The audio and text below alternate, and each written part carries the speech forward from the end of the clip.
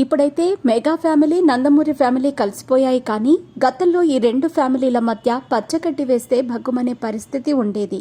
పైకి బాగానే ఉన్నప్పటికీ లోపల మాత్రం ఆధిపత్య పోరు కోసం గట్టిగానే ఈ రెండు ఫ్యామిలీలు పోరాడాయి.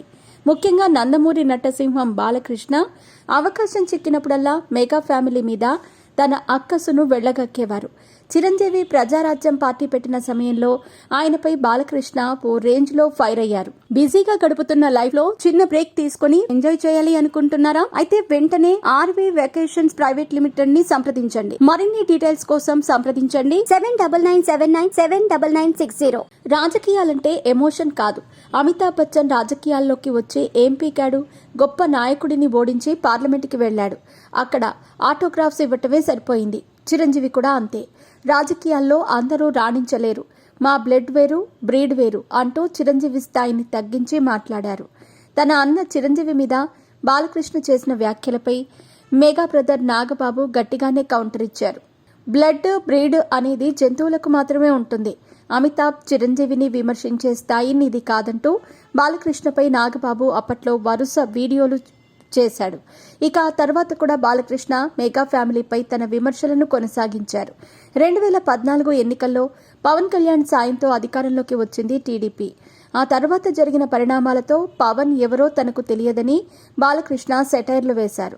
జనసేన సభలకు వెళ్లేవారు అలగాజనమంటూ బాలకృష్ణ హేళనగా మాట్లాడారు. బాలకృష్ణ వ్యాఖ్యలపై పవన్ కళ్యాణ్ ఆగ్రహం వ్యక్తం చేశారు.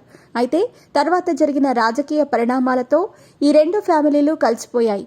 ఇదిలా ఉంటే ఈ ఏడాది సంక్రాంతికి బాలకృష్ణ నటించిన డాకు మహారాజ్, రామ్ చరణ్ నటించిన గేమ్ చేంజర్ సినిమాలు ప్రేక్షకుల ముందుకొచ్చాయి. వీటిల్లో డాకు మహారాజ్ హిట్గా నిలవగా గేమ్ చేంజర్ సినిమా ఫ్లాప్ అయ్యింది. అయితే గేమ్ చేంజర్ తొలి రోజు కలెక్షన్లపై పెద్ద రగడ జరిగింది. మూవీ మేకర్స్ సినిమాను ఏకంగా 186 కోట్లు వసూళ్లు చేసినట్టు ఓ పోస్టర్ను రిలీజ్ చేశారు. కానీ వాస్తవానికి ఈ సినిమా మొదటి రోజు 51 కోట్లు మాత్రమే కలెక్ట్ చేసినట్టు ట్రేడ్ పండితులు చెబుతున్నారు.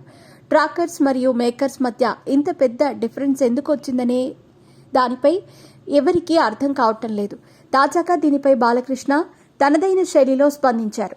డాకు మహారాజ్ సక్సెస్ తర్వాత ఇచ్చిన ఇంటర్వ్యూలో బాలకృష్ణ సినిమా కలెక్షన్ల గురించి మాట్లాడారు. తొలి నుంచి నా సినిమాలు రివార్డులు నా అవార్డులు జెన్యూన్గా ఉంటాయని బాలకృష్ణ చెప్పుకొచ్చారు. గోరంతను కొండంతగా చూపించే సంస్కారం నాకు లేదని ఆయన అన్నారు. నా రివార్డులు అన్నీ అన్స్టాపబుల్ అని, షూటింగ్ సమయంలో ప్రొడక్షన్ ఫుడ్డే తింటానని ఆయన ఆ సందర్భంగా పేర్కొన్నారు. అయితే Balakrishna game changer fake collections గురించే ఈ వ్యాఖ్యలు చేశారని నెటిజన్లు అభిప్రాయపడుతున్నారు. ప్రస్తుతం బాలకృష్ణ ఫేక్ కలెక్షన్స్ గురించి చేసిన కామెంట్స్ నెట్టింట వైరల్గా మారాయి.